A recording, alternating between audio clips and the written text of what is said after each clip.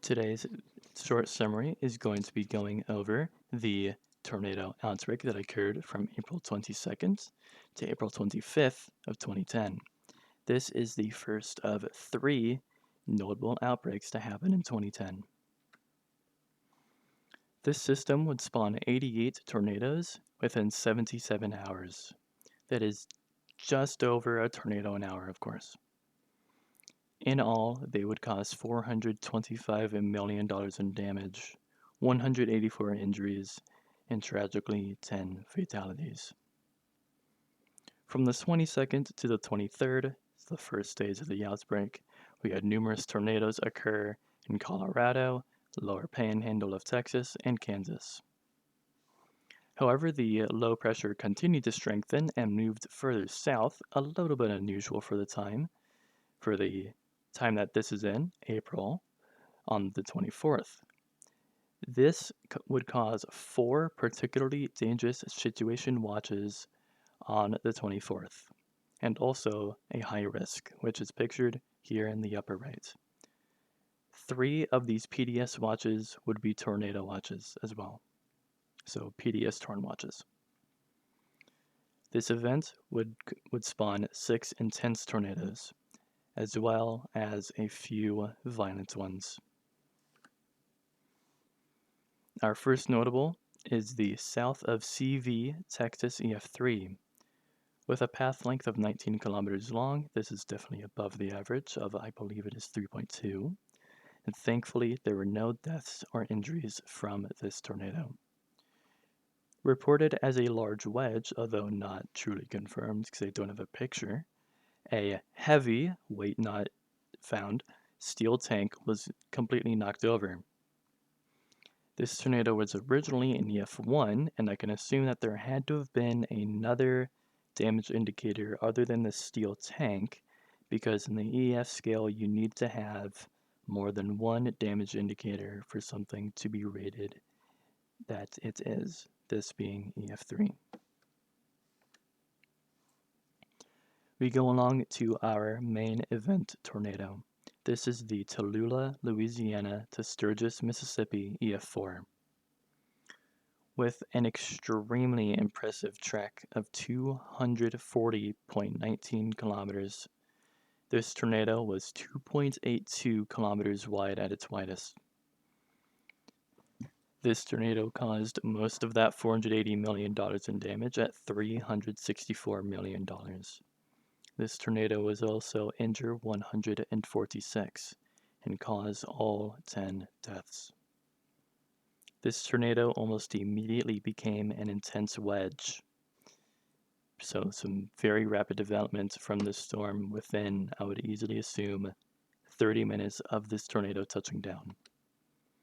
A chemical plant along its path was completely totaled, damaged beyond repair.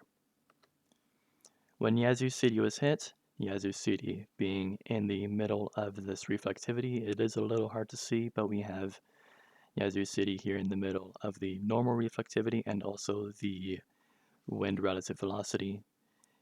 Again, Yazoo City was hit when this tornado was pseudo-rain wrapped. Pseudo-rain wrapped mainly meaning that this cell, or the mesocyclone, was so large that the rotation was actually bringing some rain around it. Yazoo City was also hit when this tornado reached its maximum width and strength.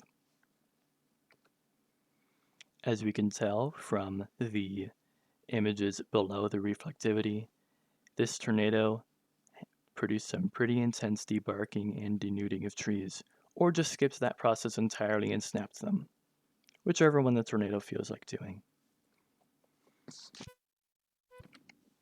This tornado had a ground time of nearly 3 hours. The average is a minute to 10 minutes. And reasonably so, this tornado is also assumed to be 2 separate tornadoes. However, it was found to be one whole damaged track. Moving away from the EF4, we have the Albertsville, Geraldine area, Alabama EF3. With a still respectable path length of 66 kilometers long, this tornado would injure 30 people, thankfully not causing a single death.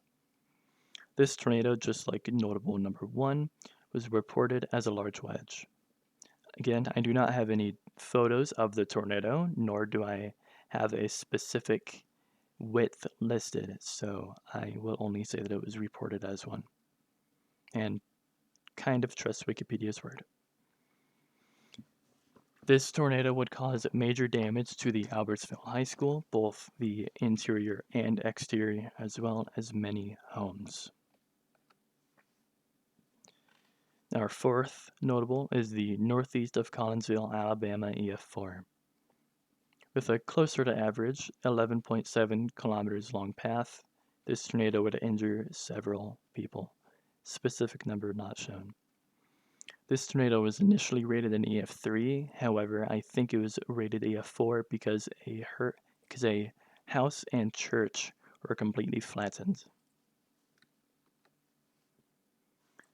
The significance of this outbreak is, this is your typical above average April outbreak, but with a pretty weak Tornado Alley setup, but this didn't transform into a stronger, let's say, Hoosier or Carolina Alley setup. This transferred into a stronger than average Dixie Alley outbreak, which, given where the high pressures climatologically tend to be around in April, is a little unusual.